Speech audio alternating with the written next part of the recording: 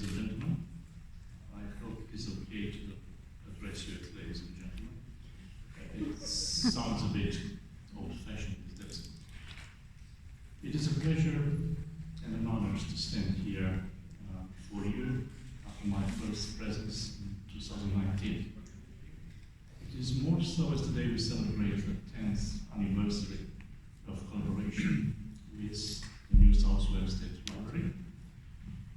And I've had the chance to be involved in this partnership for the past few years as an author with original texts selected for volumes like On the Water Track, Between Dusk and Dawn, Arguments Upon Our Letter, Miles Away, I think I missed one. I have to thank you, everyone, for making this partnership possible. And in my case, especially I'd like to thank you, and Mihaela Cristescu, with whom I collaborated directly.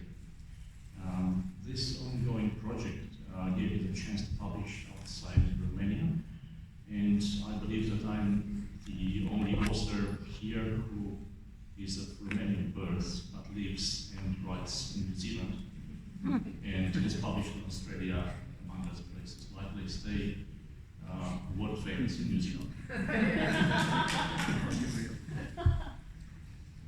Today I shall speak a little bit outside the area of literature, art, or culture.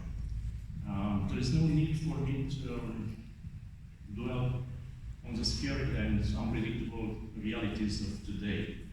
It seems that the world as we knew it has turned upside down.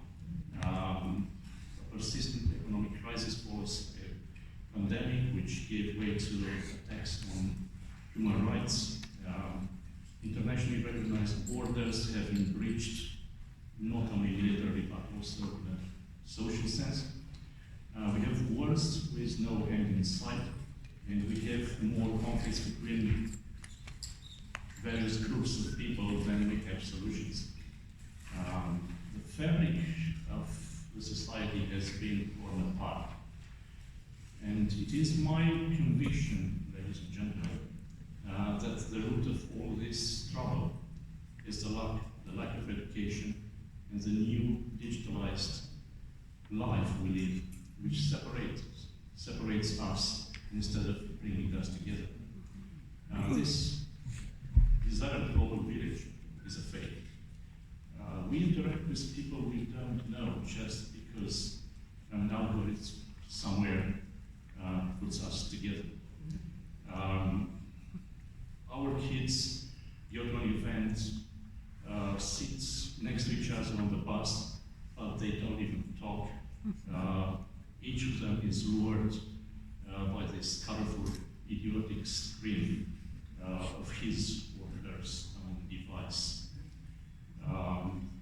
My children's generation has less understanding of this world than our generation, I believe. Individuals have never been further apart and less able to truly develop meaningful relationships. If mankind is to survive, if civilization is not lost, we need to remember that we are unique individuals, not a social species. That people alike come together for a greater good. And exactly this is what a partnership like the one we celebrate today actually does. Creative human beings of different backgrounds, living in different spaces, and expressing themselves in different ways, have come together to reaffirm that not all is lost. I thank you and I salute you all. Some of you might remember that I spoke to you a few years ago about our Renaissance, about the dawn of the AI. I warned about the danger posed by humans relinquishing control to the virtual mind that, if that's a mind that runs real machines, which could take over, change, and destroy our future. Since then, terrible advances in AI have occurred. And I would not be against progress. I would not be against computers which find a cure to a deadly disease, or which are able to detect the radiation pattern from the sky, leading to a discovery in astronomy, which will enable space travel and eventually life on another planet. I would be in favor of those AI enhancements. Unfortunately, from what we have seen lately, these monstrous self-educating software entities have been unleashed upon us with no basic consultation. In many jurisdictions, it is illegal to have a certain breed of dog. In most countries, you can't legally own a gun without a permit, which is obtained by those who can prove to be responsible enough to use firearms safely. Yet AI experiments like ChatGPT have been released globally, like a true pandemic, which devours people's creativity and makes concepts like originality or even IQ to lose their meaning. This is the reason why, sadly, I stopped publishing. I don't want my ideas, my metaphors, the knowledge I accumulated in a lifetime of reading and writing, learning from some and teaching others, to be used by an imbecile to get a pass mark. Or even worse, I don't want creations of my mind to be butchered and pieces of them to be misinterpreted or used in ways they were never intended to be. And finally, I don't want my sons to make me irrelevant, as I will become integrated in what in Star Trek they call the concept of Borg, an entity that absorbs and assimilates everyone and everything, and is rational but has no soul. Intellectuals, scholars, artists, creators, and all who can be original and influential in a positive way are the easy targets and the first victims of the AI. We already see tragic events which have or could have our Renaissance behind them. The Telegraph newspaper published a recent story about a man crushed to death by a robot that mistook him for a box of vegetables. It is a real story, and it is not science fiction. And it's not humor. AI doesn't have this sense of humor.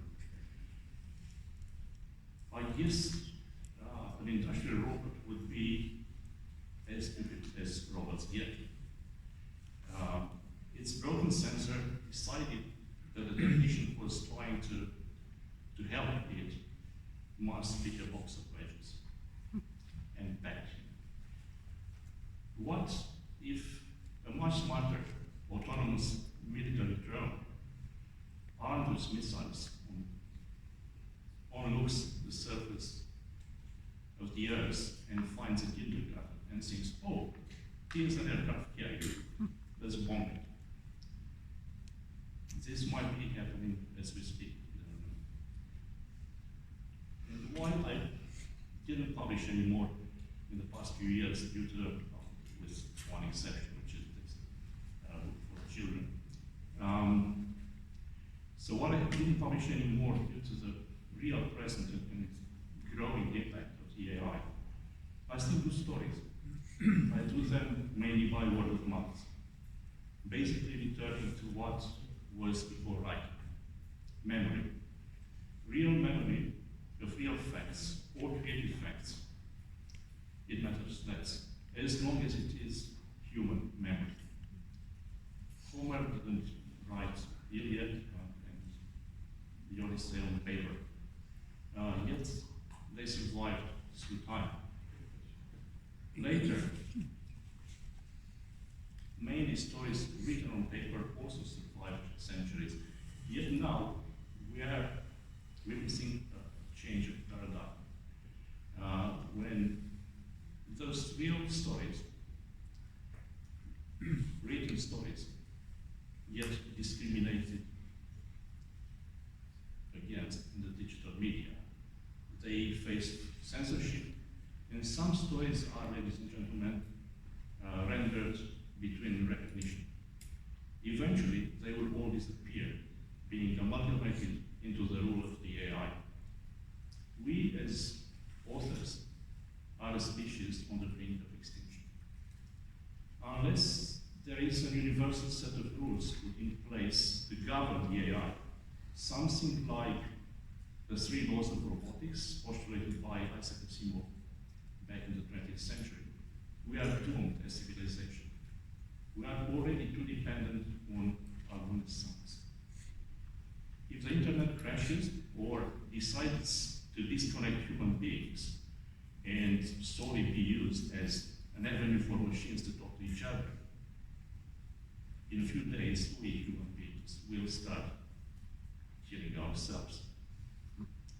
The AI idea, which is what I named our Renaissance, is worse than nuclear war. Imagine that some humans will survive this true apocalypse. And I'm sorry for being so negative, and I really hope you find me a pessimist, maybe even a lunatic. I really hope to be wrong, entirely wrong.